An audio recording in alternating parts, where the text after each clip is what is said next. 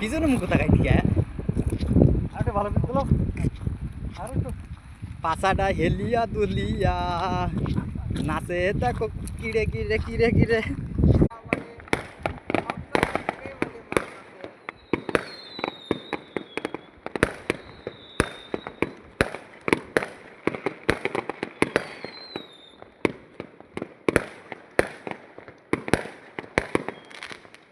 সরাসরি না দেখলে এর মজা উপভোগ করা যাবে না। কি মজা এতে, এই তোরে মারা